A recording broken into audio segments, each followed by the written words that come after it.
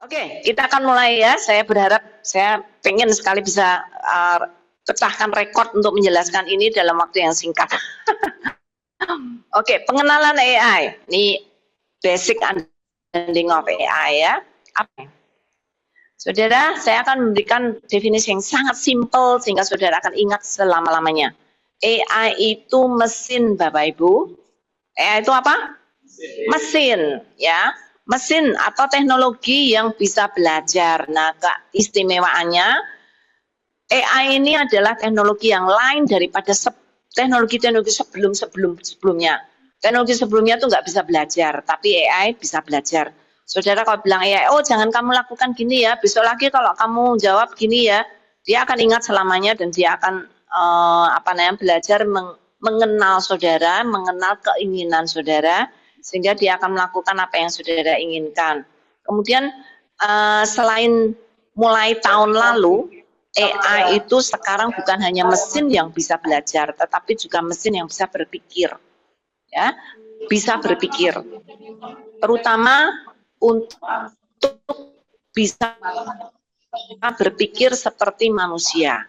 Karena itu AI untuk bukan hanya bisa berpikir, bukan hanya bisa belajar, tetapi bisa berpikir seperti manusia. Karena itu Bapak Ibu ketika kita belajar tentang AI, kita akan melihat AI itu punya kecerdasan yang khusus sehingga bisa menolong manusia untuk melakukan tugas-tugasnya, ya. Nah, disebut sebagai artificial intelligence karena ini meniru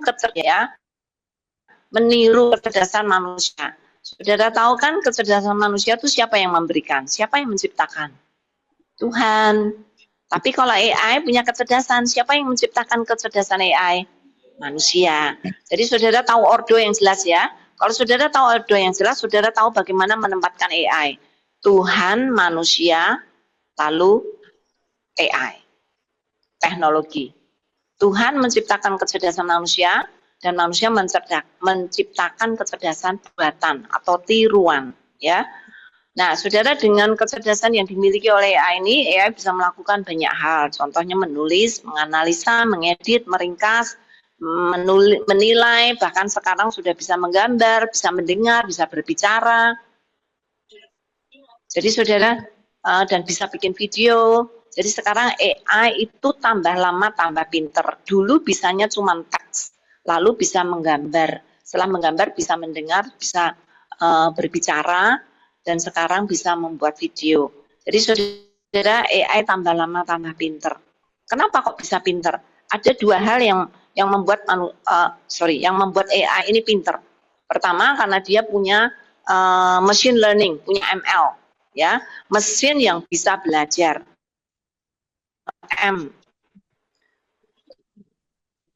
Large language model, ya. Apa artinya? Large itu artinya besar, ya, besar. Dan sekarang bukan hanya cuman besar. Kalau yang AI yang sekarang boleh dibilang tuh extra large. Saudara kalau pakai kaos L, kalau saudara tambah gemuk, saudara akan pakai XL, ya enggak? Nah, AI yang sekarang itu bukan hanya extra large, dia sudah di-training dengan bahan yang sangat banyak. AI ini menjadi karena dia di-training dengan data-data yang sangat banyak. Seberapa banyak? Seluruh isi internet itu sudah di-trainingkan kepada AI. Nah, saudara-saudara tahu ya, di dunia ini, orang itu dianggap berkuasa itu bukan karena dia banyak duit, tetapi karena dia punya banyak data, punya banyak informasi. AI ini juga seperti itu, dia punya banyak sekali informasi karena ditrainingkan. Seluruh data yang ada di internet itu sudah dibaca oleh AI. Dan tidak seperti manusia. Manusia mungkin bisa membaca 100, 200, 300, 400, 500 buku. AI membaca jutaan buku, bahkan puluhan juta buku, bahkan yang seluruh ada di internet mungkin ratusan juta buku. Juta loh. Nah, kelebihan dari AI itu mesin, sehingga dia tidak lupa apa yang dia baca karena direkod semua. Tapi manusia, saudara mungkin baca 400 buku. Berapa buku yang saudara ingat isinya? Mungkin tidak banyak ya, sedikit. Karena itu AI sekarang sudah jauh lebih pintar daripada manusia. Dulu AI levelnya tuh level SMA, S1. Sekarang AI yang sekarang nih, dia sudah menguasai semua ilmu yang ada di dunia pendidikan. Dan bukan hanya itu, dia levelnya bukan hanya S2, tapi sudah S3, sudah doktor, dan sekarang sudah PhD. Nah, saudara bayangkan, AI ini powerful nggak? Very powerful. Kalau saudara punya teman, dia tahu semuanya. Nggak usah tanya Google, saudara tanya ilmu apa saja, sedetail apa saja, dia tahu. Saudara akan apakan tuh teman kalau saudara punya teman yang secanggih itu dan sepintar itu, dan dia itu punya titel PhD dan doktor. Apa yang saudara lakukan dengan teman itu? Traktir, Bu. Ditemenin. Akak cuma ditemenin. Apain? Dimanfaatkan dong. Dimanfaatkan, iyalah, Bu. Saudara kalau cuma ditemenin mah dia nggak berguna. Ya toh, kalau kita punya sepandai itu kan kita bisa pakai dia untuk kita belajar lebih banyak toh. Ya banyak orang, ini persis seperti apa yang saat ini kita lihat ya. Banyak orang tuh memakai AI itu seperti memakai barang yang tidak berguna. Ya kalau butuh saya pakai, kalau enggak. Lain halnya dengan orang yang tahu apa itu AI, maka dia akan memanfaatkan AI semaksimal mungkin untuk membuat dia pintar dan belajar banyak. Bukan cuma untuk disuruh-suruh, oh kamu ke sana ya, kamu ke sana ya, oh ambilkan ini, oh tolong bacakan buku ini ya. Saudara kalau punya teman PhD nggak mungkin dong saudara lakukan itu. Silakan, Bapak, silakan duduk Pak. Pak, saya mau belajar banyak ya dari Bapak ya. Tolong Bapak jelaskanlah tentang ini, bagaimana gimana saya supaya saya jadi pintar gitu kan. Saudara kan sangat menghormati dia, gitu ya, karena dia punya banyak ilmu. Nah, banyak orang kadang-kadang tanya AI itu hal yang remeh-remeh ya, tapi jarang yang bisa memanfaatkan AI untuk hal yang sangat luar biasa. Padahal bisa. AI bisa memberikan apa saja sebatas yang saudara inginkan. Kalau saudara nggak ingin apa-apa ya dia nggak akan memberikan apa-apa, ya. Kalau saudara mah dia kayak orang S1 saja, oh ya sudah, saudara akan dapat hanya ilmu S1 saja, ya. Oke, saudara, AI di masa depan akan tambah kita tahu sebagai hal yang biasa. Saudara pernah membeli barang dari Tokopedia? Saudara pernah memakai belakang itu ada AI.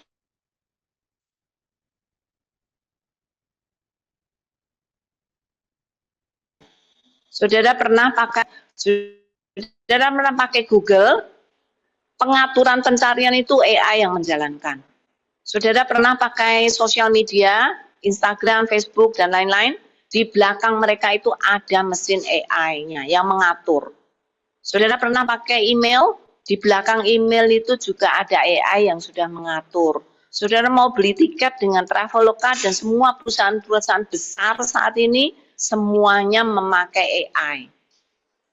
Jadi saudara, AI is in all. Sekarang AI sudah ada di mana-mana dan sebentar lagi di perangkat-perangkat yang kita pakai sehari-hari, entah itu lampu, entah itu kulkas, entah itu apapun, itu juga akan dipasang AI.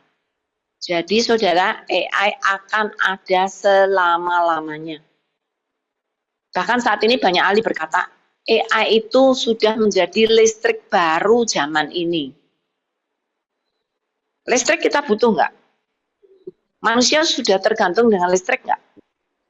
Saudara bisa hidup tanpa listrik nggak? Ya banyak orang nggak mau ngakuin ya, tapi faktanya manusia tidak bisa hidup tanpa listrik. Nanti sebentar lagi saudara tidak bisa hidup tanpa AI. AI akan ada selama-lamanya. Jadi saya sarankan saudara mau belajar nanti atau sekarang, sama saja. Kalau belajar nanti malah saudara sudah ketinggalan. Karena AI akan ada dan akan di semua bidang dan semua hal, lebih baik saudara belajar secepat mungkin, ya, supaya saudara bukan hanya tidak ketinggalan, tapi saudara bisa memanfaatkan sebaik mungkin. Sekarang semua orang bisa pakai AI, bahkan tukang sayur pun di Solo juga udah pakai AI, karena di WA sudah ada Meta, ya. Karena itu saudara sangat luar biasa. Manfaatnya saya tadi sudah banyak katakan ya. Banyak sekali, bisa menganalisa teks, bisa membandingkan konsep ini dan konsep itu, bisa memberikan ide-ide, bisa memberikan brainstorming, bisa macam-macam ya. Saudara bisa kasih buku AI, tolong dong baca buku ini, berikan aku ringkasannya. Bukunya 200 halaman, saudara kasih ke AI akan memberikan ringkasan 1 paragraf atau 2 paragraf. Saudara, AI dengan cepat akan bisa melakukan itu dalam hitungan detik, ya. Saudara, AI sekarang juga bisa mengolah gambar. Saudara, di HP saudara semua, kamera saudara, sebagian besar HP saudara pasti sudah bagus. Itu di belakang kamera saudara juga sudah ada AI-nya. Itu sebabnya kalau saudara difoto, saudara bisa lebih cantik. Yang hitam bisa sedikit lebih putih. Yang berjerawat bisa dihilangkan jerawatnya. Kalau saudara badannya kecil dan ketutupan orang lain bisa disingkirkan oleh AI dan saudara bisa nampil di depan. Kalau saudara foto dengan orang yang tidak saudara sukai, saudara bisa hapus orang ini dari kamera saudara dan saudara bisa dapat foto yang lebih baik. Jadi saudara, AI itu sudah ada di mana-mana, ya. Dan sekarang saya yakin mahasiswa sudah mempergunakan AI dengan sangat, ya, sangat baik. Saya harap sangat baik ya. Ya, oke. Saudara, AI juga sangat berbahaya. Tapi sebelum itu, untuk pelayanan ya. Aduh, ini oke. Manfaat AI untuk gereja pelayanan sangat banyak. Walaupun banyak sekali gereja yang belum menggunakan, orang Kristen juga mikirnya memakai AI untuk hal-hal yang lain. Tidak pernah terpikir bagaimana AI itu bisa bermanfaat bagi pelayanan, bagi Tuhan gitu ya. Karena itu saya ingin jelaskan sedikit ya, itu bisa menolong pelayanan ibadah. Saudara bisa mencari lagu yang sesuai dengan khotbahnya. Kalau saudara tahu tema khotbahnya, saudara bisa mendeskripsikan khotbahnya.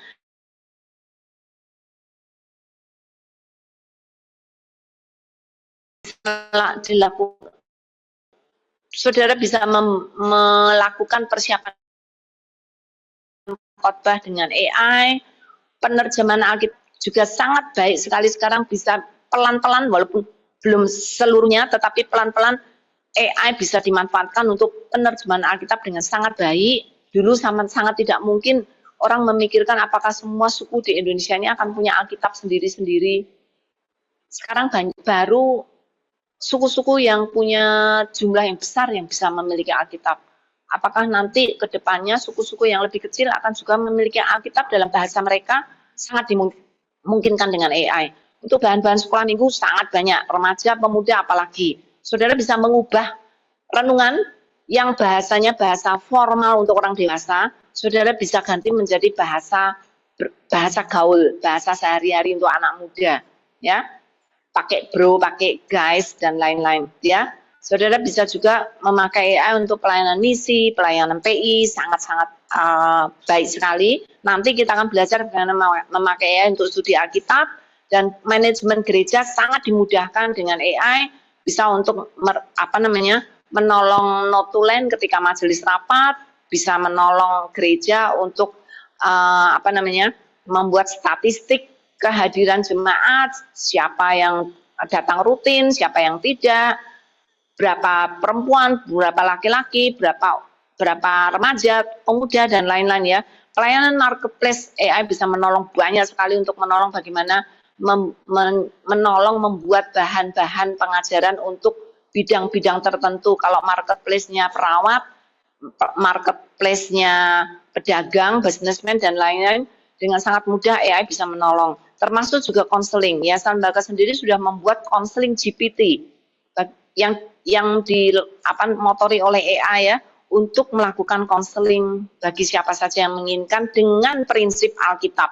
Bukan sekedar konseling menghibur, tapi bagaimana menolong konseli atau orang yang berkonseling bisa dituntun untuk semakin dekat pada Tuhan. Itu ya Bapak Ibu, sudah jelas manfaatnya. Sekarang kita akan melihat bahayanya ya. AI sangat berbahaya. Saudara pernah lihat gambar ini? Gambar apa ini? Robot dari film apa? Terminator. Ya, anak-anak sekarang pasti tahu ya. Ya, AI is very dangerous dan sangat berbahaya. Sangat. Tidak ada film-film yang saudara lihat yang ada hubungannya dengan robot yang punya rasa optimis. Semuanya selalu negatif bahwa nanti robot akan melawan manusia dan manusia akan punah karena robot. Ya enggak? Para ahli pun yang membuat film pun tidak positif dengan AI. Karena mereka tahu AI sangat berbahaya. Ya, sangat berbahaya. Efek negatifnya pun sekarang saudara sudah bisa lihat dengan sangat jelas ya. Berita palsu, video palsu, banyak. Saudara, 50% dari video berita-berita yang beredar di sosial media itu kemungkinan besar hoax. AI bisa dipakai untuk menghancurkan nama baik seseorang. AI juga bisa mengangkat nama orang jelek untuk menjadi baik. Karena sekarang saudara, dengan AI, orang-orang yang punya duit bisa membayar orang untuk menjadi media buzzer dan dia akan mengangkat nama orang jahat menjadi baik. Orang yang baik bisa diturunkan jadi orang jahat. Saudara, sangat mengerikan sekali. Banyak orang sudah menjadi korban ya. Orang baik-baik karena berita-berita hoax dan video hoax yang bisa dibuat dengan AI dengan sangat mudah sekali itu bisa menghancurkan nama baik seseorang. Ya. Saudara, ketergantungan, kecanduan. Ada seorang ibu di Jakarta yang sangat khawatir sekali karena apa? Anaknya sudah 2 bulan nggak pernah keluar kamar. Di kamar terus. Sekarang hampir banyak ibu-ibu, nggak apa-apa anak saya di kamar kok, yang penting dia nggak pergi-pergi. Mana lebih berbahaya? Dia di kamar terus 2 bulan, atau dia pergi terus keluar 2 bulan? Dua-duanya jelek ya. Iya. Bayangkan dia nggak pernah sosialisasi, nggak pernah ketemu siapa saja. Lama-lama akan jadi orang yang punya sakit mental. Ya. AI juga bisa membuat malas, bisa membuat berpikir dangkal, sangat. Saudara, kalau saudara tidak hati-hati, AI itu bisa seperti menjadi pekaca pembesar. Kalau saudara malas pakai AI, malasmu tambah malas. Tapi kalau saudara rajin pakai AI, rajinmu tambah. AI bisa menghancurkan saudara, karakter saudara, kalau saudara terus-menerus tidak menyadari apa yang saudara lakukan, ya. AI bisa halusinasi, bisa jadi senjata militer. Ya, sekarang sudah dipakai drone, bisa membunuh siapa saja yang dia inginkan. AI yang menentukan siapa yang harus dibunuh. Saudara, sangat mengerikan sekali. Saya nggak punya waktu banyak untuk menjelaskan kengerian dari AI, tapi saya berharap saudara paham ya. AI itu sangat berbahaya. Apalagi kalau ada dipegang oleh tangan yang jahat. Kalau sudah dipegang oleh tangan yang jahat, saudara nggak minta ampun lagi. Kita terus berdoa ya, supaya Tuhan bangkitkan orang-orang Kristen yang baik untuk memakai AI untuk hal yang berguna, ya, bukan untuk hal yang jahat. Saudara, AI sangat berbahaya kalau dipakai untuk tujuan yang salah, motivasi yang salah, dan cara yang salah. Saudara, kalau tujuan saudara adalah untuk menyakiti orang lain, atau untuk menipu, atau untuk membuat saudara pintar tanpa saudara harus belajar gitu ya. Nah, itu tujuan dan motivasi saudara harus benar di hadapan Tuhan. Kalau saudara punya motivasi yang jelek, saudara pakai AI, hancurlah saudara. Ya, saudara, kami dari Yayasan Bakas Sabda tidak bisa tahu tujuan saudara apa, motivasi saudara apa. Motivasi dan tujuan itu yang tahu saudara dan Tuhan. Tuhan tahu hati saudara, tapi kami nggak bisa melihat. Karena itu, tujuan dan motivasi itu tanggung jawab saudara dengan Tuhan. Kami mengajarin saudara dengan AI itu dengan hati yang gentar. Karena apa? Saya ngajarin saudara pakai AI, tapi nanti kalau saudara pakai untuk tujuan yang salah, kita kan ikut bertanggung jawab nih. Ya, saudara. Jadi saya berharap saudara sangat sadar. Saudara orang Kristen, saudara diajari menggunakan alat yang powerful, tapi saudara harus bertanggung jawab pada Tuhan. Tujuan saudara harus benar, motivasi yang saudara harus benar. Nah, cara memakai AI kami bisa ngajarin. Saya akan mengajarin Pak Max akan mengajarin saudara memakai AI dengan benar. Tetapi lebih itu saudara tanggung jawab dengan Tuhan. Banyak mahasiswa memakai AI karena apa? Saya mau dapat nilai, tapi saya nggak mau kerja keras. Banyak pengkhotbah memakai AI. Saya nggak mau kerja keras menyiapkan khotbah, tapi saya mau khotbah saya dipuji oleh jemaat saya. Saudara, kalau itu tujuan dan motivasinya, saya berharap itu tidak menjadi motivasi saudara, tapi saudara bertanggung jawab pada Tuhan. Ya, saya sangat berdoa mengajarin saudara dengan gentar. Saya berharap saudara ngeh gitu ya. Oke, saudara, AI akan sangat bermanfaat kalau dipakai untuk tujuan yang benar, motivasi yang benar, dan cara yang benar. Jadi pastikan ya, saudara nanti akan diajarin caranya, tapi motivasi tujuan terus-menerus seperti Daud ya. Tuhan selidiki hatiku. Ketika saudara mau memakai AI itu, kembali saudara ingat, Tuhan aku pakai ini untuk apa? Kalau tujuannya untuk menipu diri sendiri, tujuannya untuk membuat saya kelihatan pintar, tapi sebenarnya saya nggak mau belajar, atau saya tidak ngerti, tapi pura-pura mengerti.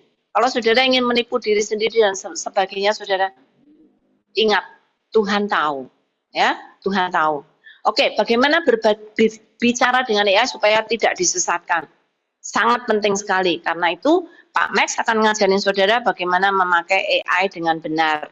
Saya tahu saudara sudah pakai AI banyak, tapi kali ini Pak Max akan mengajarin saudara dengan rumus supaya saudara bisa memakai dengan lebih baik lagi. Oke? Ini yang kita sebut sebagai basic prompting.